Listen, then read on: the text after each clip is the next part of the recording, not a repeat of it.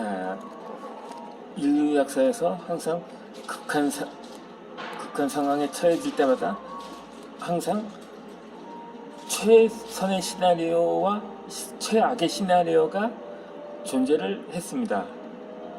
따라서 이번에 코로나 변이 바이러스인 오미크론이 세계적으로 확산하면서 따로 팬데믹이라는 말을 사용을 하는데,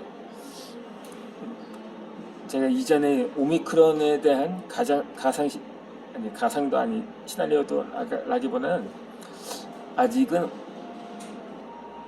그게 확실하게 증명이 되진 않았기 때문에 아직 좀 더 추세를 지켜봐야 한다고 합니다.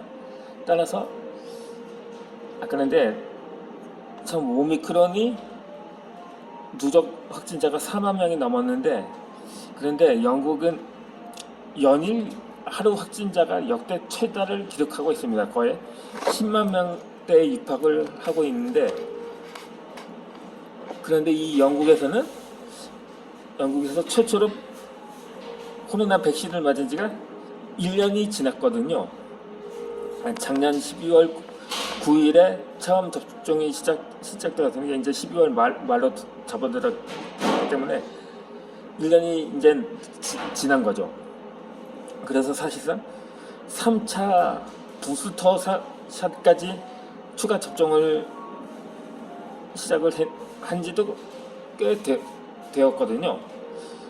어느덧 거의 추가 접종률이 그러니까 3차 부스터 샷이죠.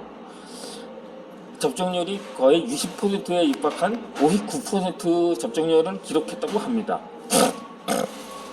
그런데 어째서 연일 최다 확진자 수를 기록하고 있느냐에 대해서 의문이 증폭되고 있는데, 이에 대해서는 그렇다면 정말 이번 변이는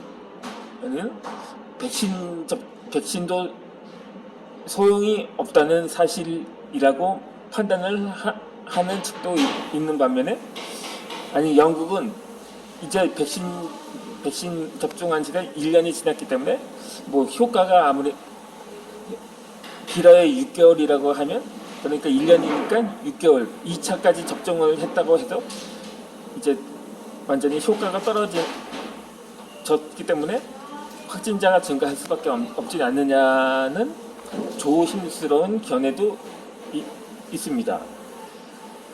그런데 이번에 부스터샷 접종률까지 포함을 한 겁니다. 그러니까 3차까지 접종한 것이 59%라고 합니다. 그러면 그것도 마찬가지로 부스터샷은 아직 6개월이 되지 않았기 때문에 아직 확산세가 높은 거라고 말하기도 합니다. 하지만 사실은 이 부스터샷의 경우는 그 효과가 1년 이상 간다고 합니다. 그렇기 때문에 그것은 아무리 부스터샷의 접종률이 6개월이 지났다고 해도, 사실 부스터샷을 접종한 지도 6개월도 되지 않았기 때문에, 그래서 더 우려한 목소리가 높아지고 있는 거죠. 그렇다면 답은 뻔합니다. 이번 오미크론 변이는 백신이 통하지 않는다는 사실을 말입니다. 그렇지. 하지만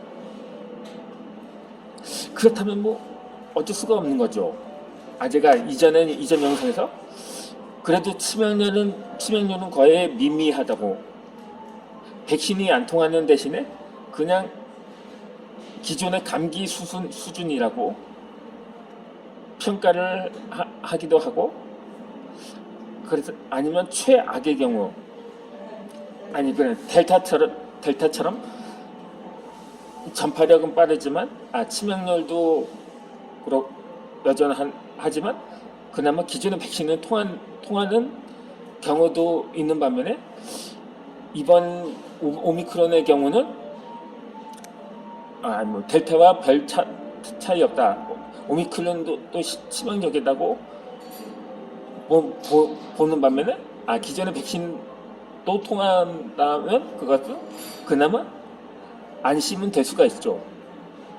아직 우리나라 접종률이 아직 접종 완료율이 80%를 조금 넘었으니까 1차 접종은 85%를 넘었고요. 그러다 이제 부스터샷도 10%를 넘어간 상황인데 아직은 그렇다 보니까 확진자가 많을 수밖에 없죠.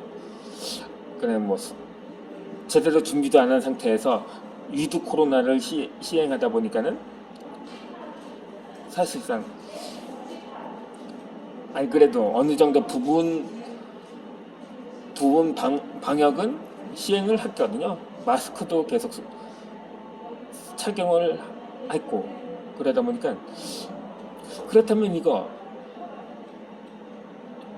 후자 그러니까는 최악의 시나리오라면 백신도 안 통하는 주제에 치명률까지 기존의 델타보다도 높다면은 그때는 정말 북한 수준으로 전면 봉쇄를 하는 수밖에 없겠죠.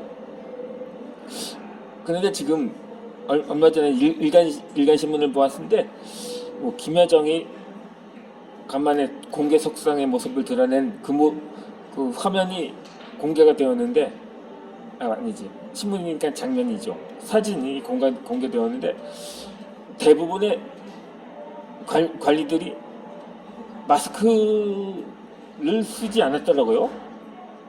그럴 수밖에 없겠죠. 2년 내내 전면 봉쇄를 했기 때문에 확진자가 여전히 없다고 하니까 이제 마스크도 벗어도 되는 단계라고 볼 수 있을지도 모릅니다. 그러다 보니까 차라리 마스크라도 벗을 수 있게 그냥 그렇게 하라는 의견도 적지 않습니다. 근데 그것도 2년쯤이다. 북한은 전면 봉쇄인지. 유럽도 전면 봉쇄를 하긴 했는데 너무 가혹하다 보니까는 어느 정도 바이러스 확산세가 주춤을 할 때마다 그것을 봉쇄를 완화하고 그렇게 하다 반복하다 보니까 확산세가 계속해서 증가를 하고 있는 거죠. 이 유럽에서 처음으로 확산세가 시작된 이탈리아는 지금 역대 최다 확진자를 기록하고 있다고 합니다. 그렇지 않으면 정말 차라리 북한처럼 해라. 이대로 가면 인류는 정말 전멸하고 말 거다. 이러한 목소리도 나오고 있는 상황인 거죠. 그렇다고 마냥 자연 소멸되기만을 기다릴 수는 없는 거고 그러다 보니까 아직은 확실하지 않습니다. 우리 지금 일본을 보세요. 일본은 지난 9월부터 100명대 심지어는 두 자릿수 아래로까지 확산세가 줄어들면서 거의 진정세를 보이고 있다고 해도 과언은 아닌데 그 백신 접종 완료율도 거의 80% 됐는데 그래도 이 오미크론도 100명 미만이거든요. 우리나라에 200명대가 넘었는데 그러니까는 기존의 델타의 경우는 백신이 효과가 있다는 증거이기도 합니다. 오미크론은 그렇게 사전에 차단을 한 거죠. 그 때문에 우리나라에는 오미크론 사망자가 아직 나오진 않았다고 합니다만 아직 모르거든요. 우리나라에 처음 200명 넘어 300명대에 넘어서면서 집단 감염이 시작되면서 그때서야 사망자가 나오기 시작한 것처럼 아직은 모릅니다. 이렇게 해서 일단은 아직 그 추이를 지켜봐야 한다는 거죠. 이 장자가 제자들과 산길을 걷고 있었습니다. 길 옆에서 벌목꾼들이 나무를 베고 있었습니다. 그런데 잎이 무성하고 가지가 굵은 아름드리 나무가 아니라 그 옆에 있는 다른 나무를 베고 있는 게 아니었지 뭡니까? 궁금해진 장자가 그들에게 이유를 물었을 때 이에 벌목꾼이 말을 했습니다. 아름드리 나무는 옹이가 너무 많아 쓸모가 없다고 말합니다.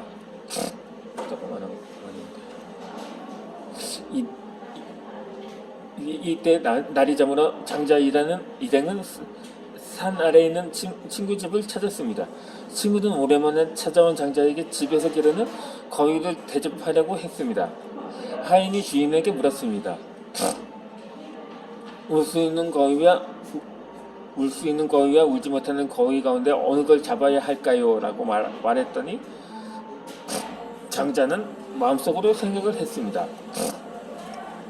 이 나무는 쓸모가 없기에 천수를 누리고 거위는 쓸모가 없기에 죽임을 당하는구나 이렇게 말입니다.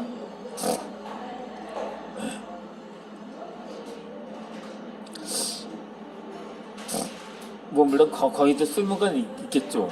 어느 나라에서는 푸아그라라고 해서 거위 간 요리를 먹는다고도 하니까요.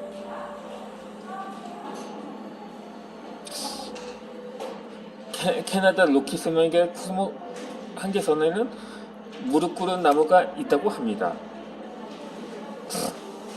그런데 이 나무는 찬바람이 휘말려치고 건조한 지역에서 자란다고 합니다.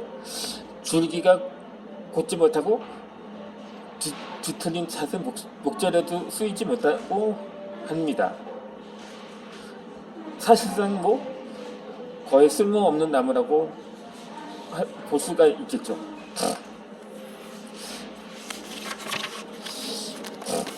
그런데 이 나무가 세상에서 가장 아름다운 소리를 내는 명품 바이올린의 소재가 된다는 것입니다. 중국의 한 공원에 있는 죽은 나무는 10억이 넘는 금액에 팔렸다고 합니다. 얼마 전까지도 마을 사람들이 나뭇가지를 주워 땔감으로 쓰던 나무였습니다. 그런데 이 나무가 고급 가구나 악기, 조각품 제작에 쓰이는 최고급 제목이었던 것입니다.